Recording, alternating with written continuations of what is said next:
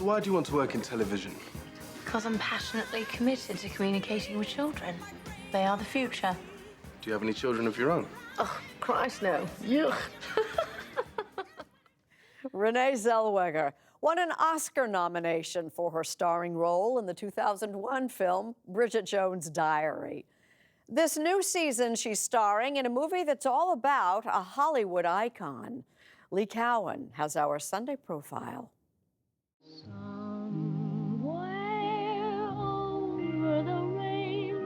Her mom once called her the little girl with the leather lungs.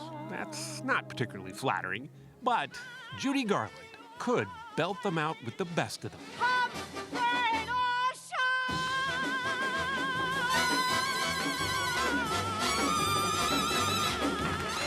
Oh, you gotta Google you some Judy Garland show. It's so good. Some people ain't me.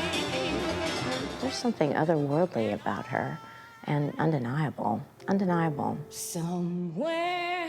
If you're wondering why we're talking to Renée Zellweger about Judy Garland, well, it's because that's Zellweger as Garland in the new film Judy.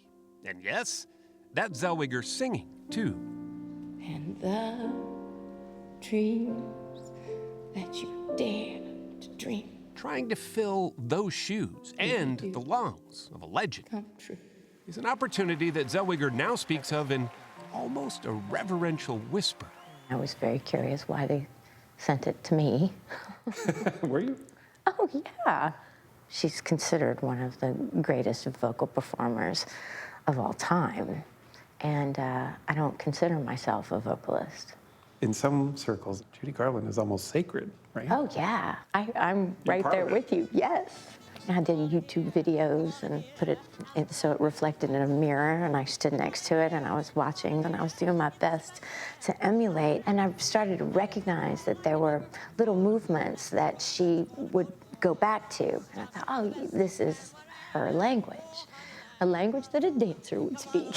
Let me take you by the hand. Zellweger was just a few months old back in 1969 when Judy Garland died from an accidental overdose of barbiturates in London.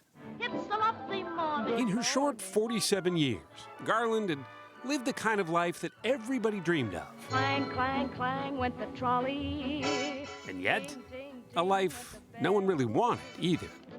In the 30s and the 40s, she was one of the brightest stars in the MGM universe, with a talent that was off the charts. I'm nobody's baby. She never stopped singing, continuing to wow audiences all over the world with her concert performances. But offstage, Garland struggled with the demons of stardom. Please don't go to sleep now. No, these are the other ones. Prescription pills, alcohol, divorce, money problems. Her final years brought spikes of both triumph and despair. She's so fascinating that there was always one more thing I wanted to watch or read or learn about. What do you think after doing all that research on her, what most impressed you about her? That she kept going Yeah? and that she still had that power in her voice. She just didn't quit. The film focuses on the end of Garland's life, as she mounted what would be her last series of concerts at London's Talk of the Town nightclub. What do you mean you can't? There's an audience out there waiting to hear you sing. My mouth dry and it could fall apart. Listen to me. I can't. You'll be fine. Now, on you go. She was not at her best. Sometimes her off-balance performances were greeted by dinner rolls thrown at her from the audience. It contextualized a lot of the less kind press that you would read about her in her later years. And it wasn't just, oh, that this person was, A mess. yeah, that it's much more complicated and nuanced than that, as are most stories. As a person with a public persona, I've experienced a little bit of the things that are challenging, you know, when you live that life, but not to that degree. It's a long way from Texas, Los Angeles. Yeah, it is a little bit. Renée Zellweger hadn't planned on being an actress at all. She's a Texas girl at heart. Born and raised in Katy, outside of Houston, she went to the University of Texas to be a writer. But when she took an acting class, really almost on a whim, everything changed. Her first few movies weren't exactly classics. but she was having the time of her life, she says. In those early days when you were just starting out then, because you loved it so much, did it feel like it was a struggle? No, there was no struggle ever. Yeah? No, never. I wasn't worried about where things were going. I could feed my dog. I could pay my rent. Life was good. Life went from good to great with a few simple words. You had me at hello.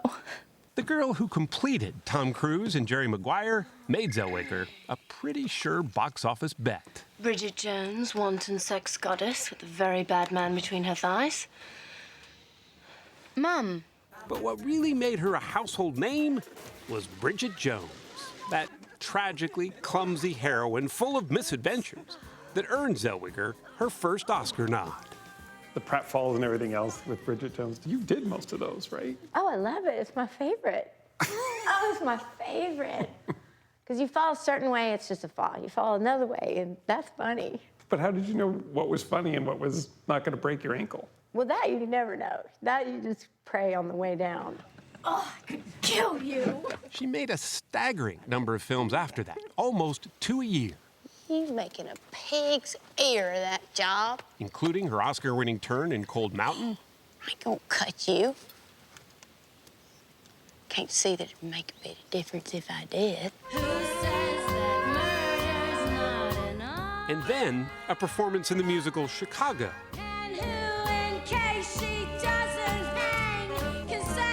Where her singing chops helped earn her a third Oscar nomination.